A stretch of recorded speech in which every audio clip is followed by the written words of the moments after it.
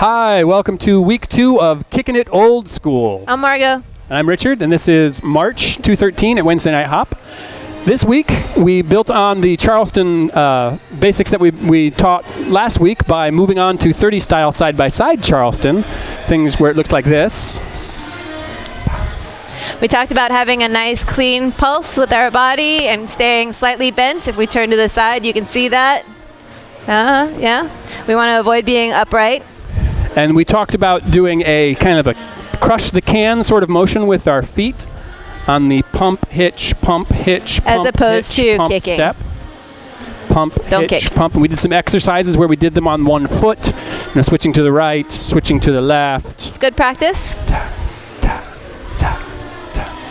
And then we put it all together and we switched to the pump, hitch, so that we added in a rock step at the beginning. Rock, step, pump, hitch, pump, step, rock, step, hitch, pump. And for leaders, you start with your weight on the right foot and you rock step back on the left. Follows, our weight is on our left foot to start. Step, pump, hitch, pump. And I'll rotate so you can see from the other direction. Pump, hitch, pump, rock, step, hitch, pump, step. Nice. That was the 30s basic. Then we put it together with a partner. And it looks like this. Rock, step, pump, hitch, pump, step. We kind of let the outside arms swing naturally with our feet. Follows, we talked about not grabbing our leads with the hook of death or wrapping our arm behind his back.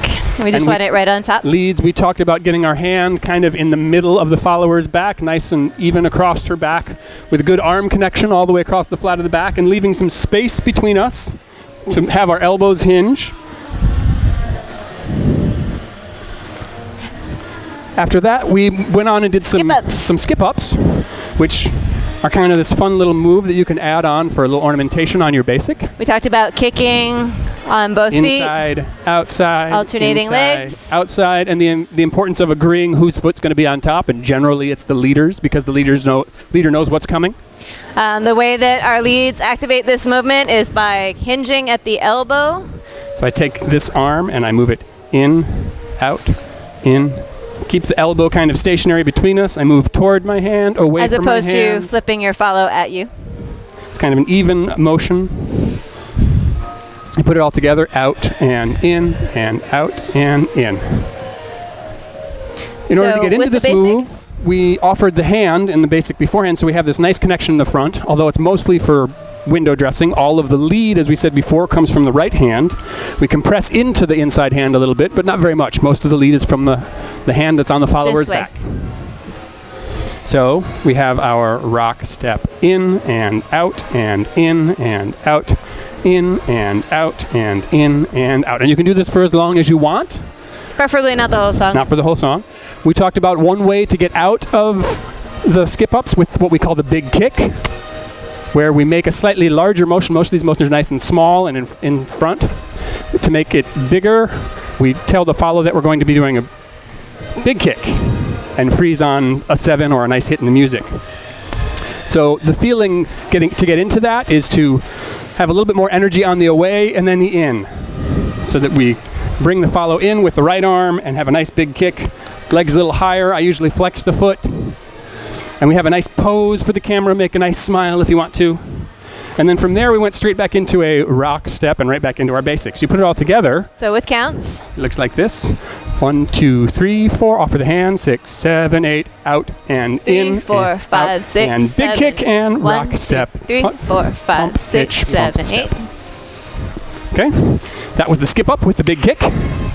Next, we did the kick-throughs. Kick-throughs. Or sometimes called butterflies.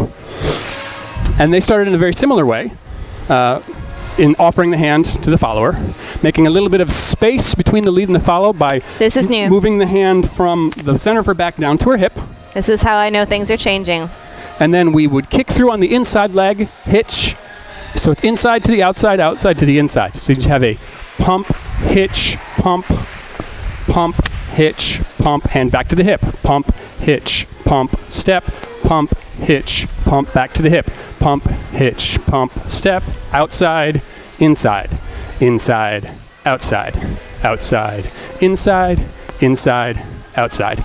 And to get out of this move, we talked about leads swooping in to get closer to your follow. Instead of making space and going for the hip, you take the right hand and go from the hip up to the middle of the back. So we know we're going right back to a basic. So from there, if we do the kick throughs, it's going to look like this. Basic.